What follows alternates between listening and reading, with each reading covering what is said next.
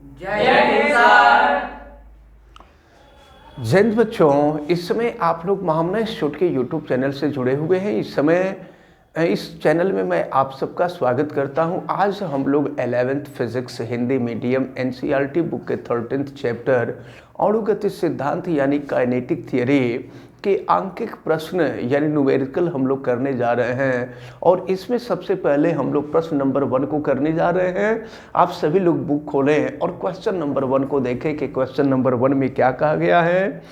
Oxygen के अणुओं का आयतन तथा एनटीपी पर इसके द्वारा घिरे गए कुल आयतन। तो ज़रा ध्यानपूर्वक देखें, कहा क्या जा रहा है प्रश्न में कि ऑक्सीजन के अणुओं के आयतन और फिर एनटीपी पर, एनटीपी यानी एसटीपी एक ही चीज़ होता है। NTP normal temperature and pressure, STP का मतलब स्टैंडर्ड टेम्परेचर एंड प्रेशर, दोनों का मतलब एक ही होता है। तो ऑक्सीजन के अणुओं के आयतन तथा एनटीपी पर इनके द्वारा घेरे गए कुल आयतन का अनुपात ज्ञात कीजिए। इसका मतलब ये हुआ कि वास्तविक आयतन ऑक्सीजन गैस का वास्तविक आयतन, तो वास्तविक आयतन को हम भी एक्चुअल लिख देते हैं। भी एक्चुअल, एक्चुअल माने वास्तविक। और फिर आपसे कहा जा रहा है एनटीपी पर इसके द्वारा घेरे गए आयतन। तो एनटीपी पर घेरा गया आयतन अगर भी हो तो इसका मान आपसे पूछा जा रहा है। और मैं आपको बता दूं कि एनटीपी पर किसी गैस के द्वारा घेरा गया जो आयतन होता है वो 22.4 लीटर के बराबर होता है। आपको मालूम है कि एनटीपी पर किसी गैस के 1 मोल के द्वारा घेरा गया आयतन वो 22.4 लीटर के बराबर होता है, 22.4 लीटर के बराबर होता है।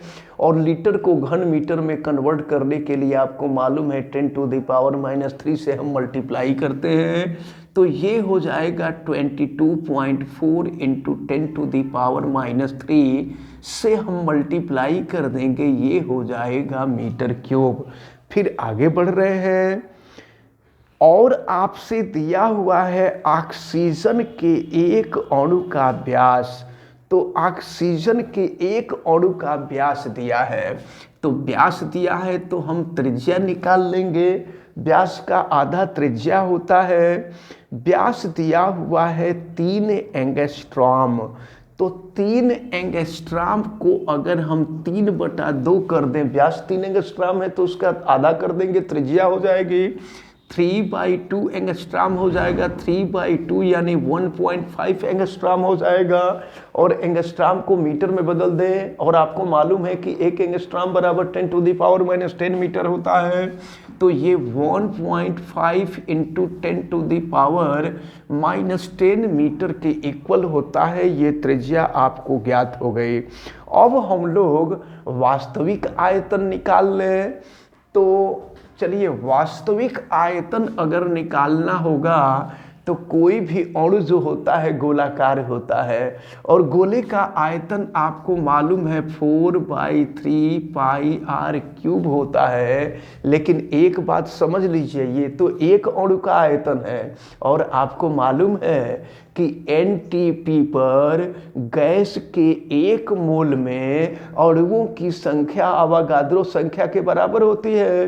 तो एक अणु का आयतन इतना है, तो संपूर्ण आयतन ज्ञात करने के लिए हम अवोगाद्रो संख्या से गुणा कर देते हैं 10⁻23। लेकिन नॉर्मली जानते हैं दशमलव के बाद 2 ही अंक तक उचित माना जाता है, इसलिए इस 3 को हम यहाँ से हटा दे रहे हैं। अब हम लोग इसको सॉल्व कर लेंगे। चलिए सॉल्व करके देखते हैं कि यह आयतन कितना आ रहा है। तो ये हो गया 4/3। यहाँ पर हम पाई का मान रख सकते हैं, पाई की वैल्यू रख देते हैं 3.14 और आर की वैल्यू आप देख रहे हैं, इसका स्क्वायर कर देते, इसका क्यूब करना है तो क्यूब करेंगे तो 1.5 इंटू 1.5 इंटू 1.5 और 10⁻⁻10 का क्यूब कर देंगे 10⁻⁻30 हो जाएगा। और ये हो गया 6.02 इंटू 10⁻23। अब इसको हम सॉल्व करते हैं। देखिए 3 से इसको कटा सकते हैं, तो 3 से कटा देंगे तो ये हो जाएगा 3 5 15.5 हो गया। 10.5 का 4 में गुणा कर देंगे तो 2 हो जाएगा। और देखिए आप यहाँ जरा ये देखिए 10.5 में 4 का गुणा किए तो 2 हो गया और 2 का हम 1.5 में गुणा किए तो 3 हो गया और 3 का 1.5 में गुणा करेंगे तो 45 हो जाएगा। 45 नहीं 4.5 हो जाएगा। तो ये हो जाएगा 4.5। इन सब का मल्टीप्लिकेशन किए तो 4.5। फिर से समझ लीजिए एक बार, 10.5 का 4 में गुणा किए तो 2 हो गया, 2 का 1.5 में गुणा किए तो 3 हो गया और 3 का 1.5 में गुणा किए तो 4.5 हो गया। 15 या 45 होता है। और फिर ये हो गया आपका 3.14 और इंटू 6.02 इंटू 10⁻। यहाँ पर देखें ये वैल्यू कितनी आ रही है आपकी, ये देखें ये है 23 और ये है -30, तो 10⁻⁻7 हो जाएगा। अब हम लोग यहाँ पर इसका गुणा कर लें, तो अगर सबका हम गुणा कर लेंगे तो देखें ये वैल्यू आपके यहाँ से देखें 4 तिहाई 12 और 12 छक 72, ये अगर गुणा करेंगे ना तो लगभग 85 आएगा इसकी वैल्यू। आप गुणा कर लीजिएगा, इन सब का हम मल्टीप्लिकेशन करेंगे तो लगभग 85 आएगा इंटू 10⁻⁻7 मीटर क्यूब हो जाएगा। देखिए एक काम करते हैं, आपको मालूम है कि विज्ञान की भाषा में दशमलव के पहले एक अंक का होना ज़रूरी होता है, इसलिए हम इसमें 10 से भाग और 10 से गुणा कर देंगे। तो 10 से भाग कर देते हैं तो 8.5 हो जाएगा और फिर 10 से गुणा कर देंगे तो देखिए ना 10⁻⁻7 है और गुणा कर देंगे तो 10⁻1, 10⁻1 इसमें जुट जाएगा तो -7 + 1 10⁻⁻6 हो जाएगा। 10⁻⁻6 मीटर क्यूब। तो जानते हैं ये हम लोगों को भी एक्चुअल निकला है, ये वास्तविक आयतन निकला है। और फिर हम लोगों को आयतन गैस के 1 मोल के द्वारा NTP पर घेरा गया आयतन 22.4 × 10⁻³ होता है। तो अब हम लोग इसको सॉल्व करेंगे। V एक्चुअल अपॉन V की वैल्यू हमको ज्ञात करना था। V एक्चुअल अपॉन V की वैल्यू ज्ञात करनी थी, तो V एक्चुअल की वैल्यू हम लोगों ने ज्ञात किया है और ये वैल्यू है 8.5 into 10⁻⁻6 upon V। Total V जो है ये दिया हुआ है 22.4 इंटू 10⁻⁻3। अब हम लोग इसको सॉल्व कर ले। देखिए 10⁻⁻3 को ऊपर ले जाइए और एक काम कर देते हैं, यहाँ ऊपर नीचे हम 10 से गुणा कर देते हैं। तो 10 से गुणा करेंगे, ऊपर 85 हो जाएगा, नीचे हो जाएगा 224 और फिर 10⁻⁻3 को ऊपर ले जाएंगे तो +3 हो जाएगा और यानी ये हो जाएगा आपका 10⁻⁻3। एक काम कर देते हैं, इसमें 10 से गुणा और 10 से भाग कर देते हैं। तो 10 से गुणा कर देंगे तो 850 हो जाएगा और 10 से भाग कर देंगे तो बटा में 10 है, 10⁻1 10⁻1 और 10⁻1 ऊपर जाएगा 10⁻⁻1 हो जाएगा। -3 पहले से मौजूद है और -1 आ जाएगा तो 10⁻⁻4 हो जाएगा। इसको अब हम लोगों को सॉल्व करना पड़ेगा। इसके लिए इसको हम कटा दें तो देखें, अगर 2 से कटा देंगे तो 2 चौका 8, ये हो जाएगा 425 और इसको आप कटा देंगे तो 112 हो जाएगा। यानी ये हो जाएगा 425 बटा में 112 × 10 का घात ऋण 4। अब 425 को 112 से हम भाग दे दें, ये वैल्यू लगभग 3.8, क्योंकि अगर इसको 4 मान लें, इसको 100 मान लें, तो ये लगभग 4 आ जाएगा, ठीक ना। तो ये 3.8 इंटू 10⁻⁻4 हो जाएगा। चूंकि ये अनुपात है और आयतनों का अनुपात है, इसलिए अनुपात का कोई मात्रक नहीं होता है। तो इस प्रकार ये आपका जो पहला क्वेश्चन था, ये पहला न्यूमेरिकल आपका सॉल्व होता है। अब हम देखते हैं क्वेश्चन नंबर 2, मोलर आयतन। मोलर आयतन का मतलब गैस के 1 ग्राम अणु यानी 1 मोल का आयतन। अब जरा ध्यान पूर्वक देखिए, प्रश्न आगे पढ़ा जाए, क्या कहा जा रहा है। मोलर आयतन एनटीपी पर किसी आदर्श गैस के 1 मोल द्वारा घेरा गया आयतन होता है। देखिए प्रश्न में कहा जा रहा है कि मोलर आयतन का मतलब ये होता है कि एनटीपी पर किसी गैस के 1 मोल माने 1 ग्राम अणु के द्वारा घेरा गया आयतन होता है। एनटीपी पर जो एटमॉस्फेयर होता है वो 1 वायुमंडल के बराबर होता है। टेम्परेचर जो होता है वो 0 डिग्री सेंटीग्रेड होता है। तो यही नॉर्मल टेम्परेचर एंड प्रेशर होता है। अब दर्शाइए कि यह 22.4 लीटर होता है। हम लोगों को ये बताना है कि एनटीपी पर गैस के 1 मोल का आयतन 22.4 लीटर होता है। यह हम लोगों को सिद्ध करके दिखाना है। तो आप जैसा कि जानते हैं कि एनटीपी पर आदर्श गैस का समीकरण लागू होगा, और आदर्श गैस का समीकरण होता है PV बराबर RT, और यहाँ हम लोगों को आयतन निकालना है। तो अगर आयतन निकालना होगा तो V इक्वल हो जाएगा RT/P, और सबकी वैल्यू हम आपको बता दें कि एनटीपी पर प्रेशर जो होता है वो 1 वायुमंडल के बराबर होता है। और 1 वायुमंडल जो होता है अगर न्यूटन प्रति वर्ग मीटर में हम बदलें तो 1.01 इंटू 10⁵ न्यूटन पर मीटर स्क्वायर होता है। अब जरा ध्यान पूर्वक देखें तो, और टेम्परेचर जो है 0 डिग्री सेंटीग्रेड होता है। तो 0 डिग्री सेंटीग्रेड को इसको याद रखे रहिएगा। एनटीपी पर जो प्रेशर होता है वो यही 1 एटमॉस्फेयर के बराबर होता है। 1 एटमॉस्फेयर माने 1 वायुमंडल, और 1 वायुमंडल को न्यूटन पर मीटर स्क्वायर में चेंज करते हैं तो 1.01 इंटू 10⁵ न्यूटन पर मीटर स्क्वायर होता है। और 0 डिग्री सेंटीग्रेड को अगर परम ताप में हम बदल दें तो इसमें 273 जोड़ देते हैं।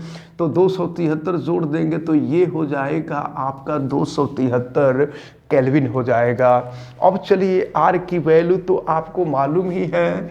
R गैस नियतांक होता है 8.3, और ये होता है जूल पर मोल केल्विन। जूल पर मोल केल्विन होता है। ये सबको पता, अब सबकी वैल्यू हम रख दें और रख करके हम ज्ञात करें यहाँ पर। तो चलिए देखिए ये वैल्यू कितनी आती है। V = R की जो वैल्यू है वो 8.3 है, और कैपिटल T का जो मान है ये 273 है, और बटा में P का जो मान है 1.01 इंटू 10⁵ है। अब इसी को हम लोगों को सॉल्व करना है। तो चलिए सॉल्व करें, ज़रा देखें कि ये वैल्यू कितनी आएगी। तो अगर इन दोनों का हम गुणा कर लें तो देखिए इन दोनों का गुणा करने के बाद कितना आ रहा है। 273 में 8.3 का गुणा करना है, लेकिन इसके पहले हम एक काम कर दें। देखिए यहाँ पर ये जो 10⁵ है ना, 10⁵ को अगर हम चाहें तो 10�3 कर दें और यहाँ से दशमलव हटा दें तो 101 हो जाएगा। और फिर जो है अगर ऊपर नीचे 10 से गुणा कर दे तो ये इतना हो जाएगा।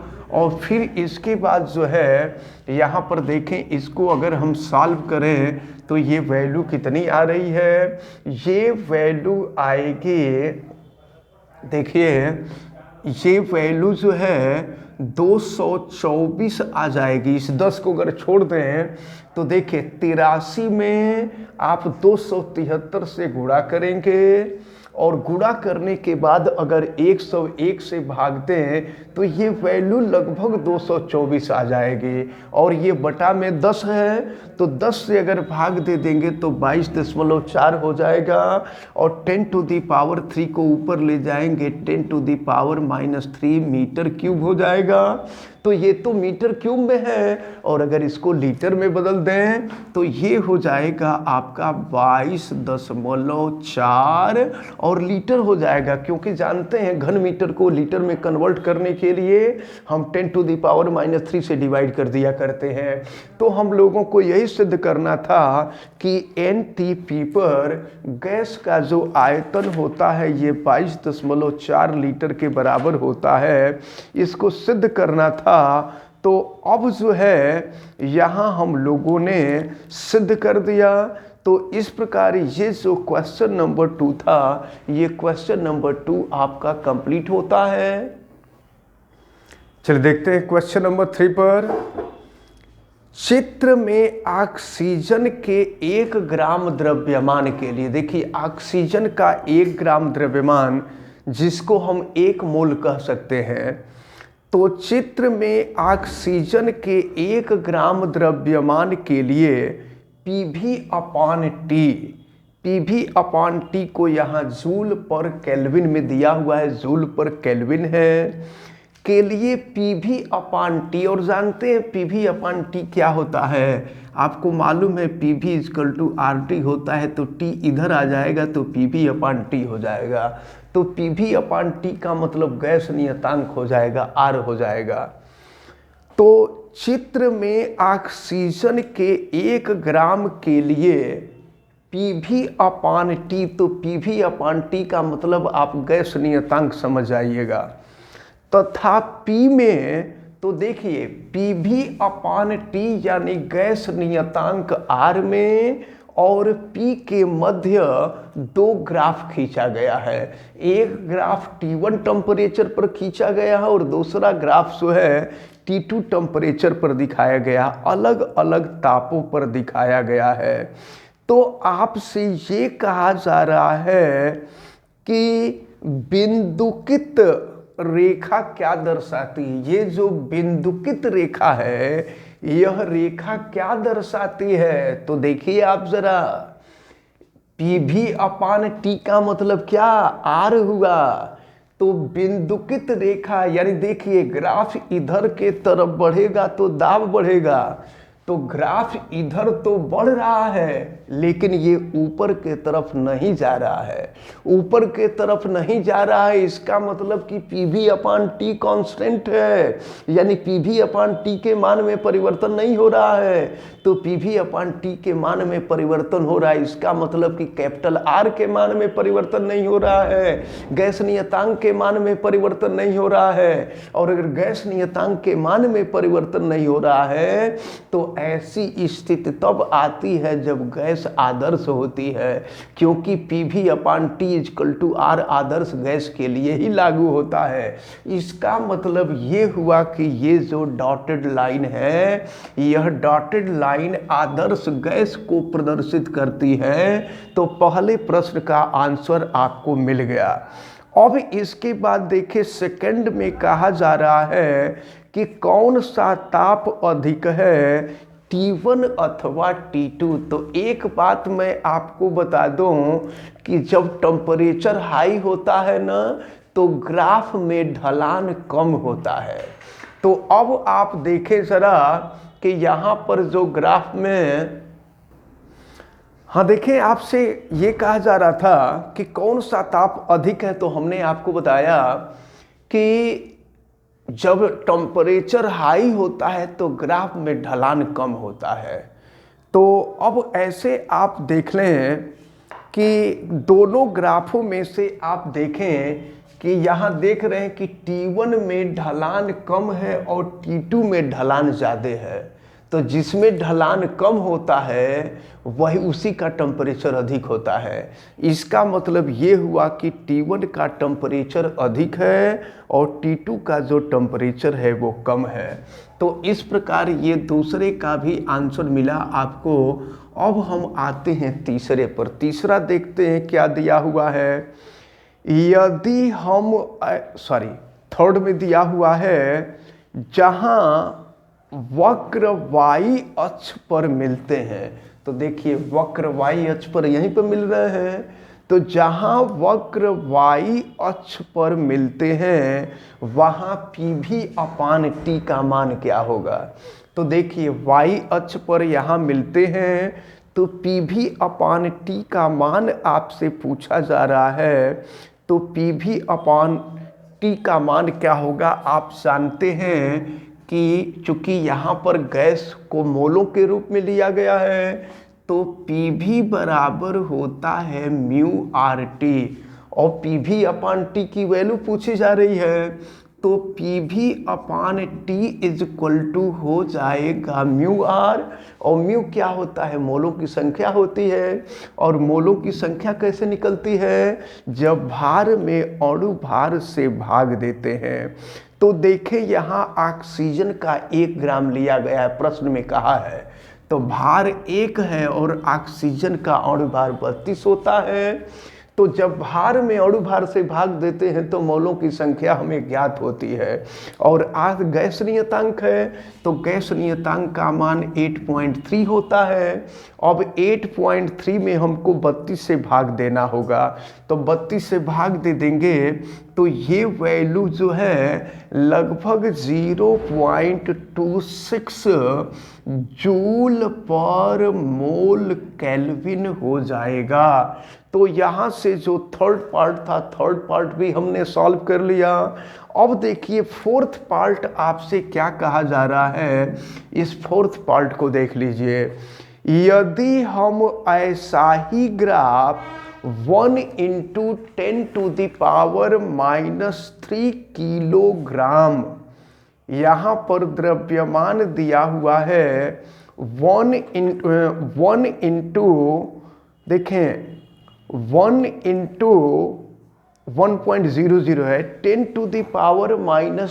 किलोग्राम हाइड्रोजन के लिए खींचें। तो क्या उस बिंदु पर जहां वक्र y अक्ष पर मिलते हैं, तो y अक्ष पर मिलते हैं PV/T का मान यही होगा। तो एक बात देखिए, जब द्रव्यमान अलग अलग होगा, यहाँ पर 1 ग्राम ऑक्सीजन है और हाइड्रोजन को कहा जा रहा है 1 × 10⁻³ किलोग्राम। तो जब द्रव्यमान अलग अलग है और गैस अलग अलग है तो उनके अणु भार अलग अलग होंगे, इसलिए मोलों की संख्या अलग अलग होगी। और मोलों की संख्या यानी म्यू का मान अगर अलग अलग होगा तो आर तो कांस्टेंट होता है, लेकिन म्यू का मान जब अलग अलग होगा तो PV/T का मान भी अलग अलग होगा। तो प्रश्न में पूछ रहा है कि क्या एक ही होगा, तो आपका जवाब होगा कि एक ही नहीं होगा, ये अलग अलग होगा। तो अब पूछा जा रहा है यदि नहीं, अगर ऐसा नहीं होगा तो हाइड्रोजन के कितने द्रव्यमान के लिए PV/T का मान वही होगा। कितने द्रव्यमान के लिए हाइड्रोजन का द्रव्यमान आपसे पूछा जा रहा है, जबकि हाइड्रोजन के 1 अणु का द्रव्यमान और ऑक्सीजन के 1 अणु का द्रव्यमान आपको दिया हुआ है। तो चलें जरा ध्यान पूर्वक देखें। तो क्या कहा जा रहा है, इसको हम लोगों को देखना है। तो चलिए, आपसे हाइड्रोजन के लिए पूछा जा रहा है। तो अगर हाइड्रोजन का भार हम ज्ञात करना चाहें तो हाइड्रोजन का द्रव्यमान या हाइड्रोजन का भार पूछा जा रहा है, ये बराबर हो जाएगा, देखिए ये μH मोलों की संख्या और मोलों की संख्या के साथ साथ हाइड्रोजन के अणु का द्रव्यमान। तो हाइड्रोजन के अणु के द्रव्यमान में, अगर हाइड्रोजन के अणु के द्रव्यमान में हाइड्रोजन के मोलों की संख्या का हम गुणा कर देंगे तो कुल हाइड्रोजन का कितना द्रव्यमान होगा ये पता चल जाएगा। तो चलिए देखें, माने ऐसे समझ लीजिए कि MH का मतलब हाइड्रोजन का टोटल द्रव्यमान, हाइड्रोजन का कुल द्रव्यमान, अब μH का मतलब मोलों की संख्या और M का मतलब एक अणु का द्रव्यमान। अब अगर इसको हम सॉल्व करें तो देखें यहाँ पर हाइड्रोजन के लिए हाइड्रोजन का अणु, हाइड्रोजन के भार में अणु भार से भाग दे देते हैं। तो हाइड्रोजन के लिए एक किलोग्राम दिया हुआ है। तो अगर हम अणु भार हाइड्रोजन का जानते हैं लेकिन इसके साथ साथ इसका कंपैरिजन ऑक्सीजन से करना है, तो जब इसका कंपैरिजन ऑक्सीजन से करना है तो यहाँ पर ऑक्सीजन का अणु भार ले लेंगे, क्योंकि प्रश्न में दिया है ऑक्सीजन से तुलना करनी है।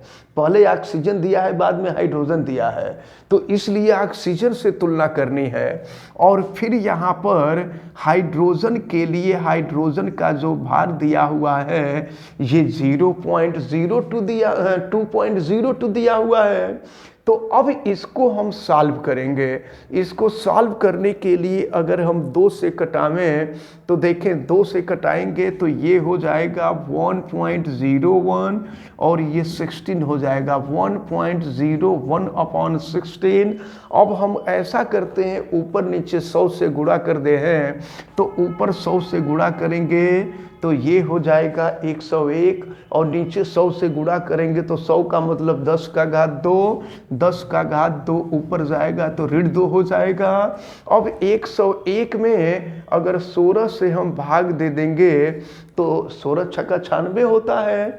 ये हो जाएगा आपका 6.2 इंटू 10⁻⁻² और ये ग्राम हो जाएगा। यही आपसे पूछा जा रहा था। और अगर मान लीजिए इसको किलोग्राम में अगर हम बदलना चाहें, ये 6.2 नहीं बल्कि इसको 6.3 लिखेंगे तो ज़्यादा उचित होगा। अगर मान लीजिए ग्राम को किलोग्राम में बदलना चाहें तो 1000 से भाग दे देंगे, तो 1000 से जब भाग दे देंगे तो 1000 का मतलब 10⁻³ से डिवाइड कर देंगे, 10⁻³ ऊपर जाएगा -3 हो जाएगा, तो -2 पहले से है और -3 आ जाएगा तो 10⁻⁻5 हो जाएगा। तो ये हो जाएगा 6.3 इंटू 10⁻⁻5 किलोग्राम के इक्वल हो जाएगा। तो इस प्रकार जो है आपसे प्रश्न में जो पूछा जा रहा था यही पूछा जा रहा था कि यदि नहीं तो हाइड्रोजन के कितने द्रव्यमान के लिए PV/T का मान वही होगा जो ऑक्सीजन के लिए होगा। तो हाइड्रोजन का द्रव्यमान 6.3 इंटू 10⁻⁻5 किलोग्राम के बराबर होगा।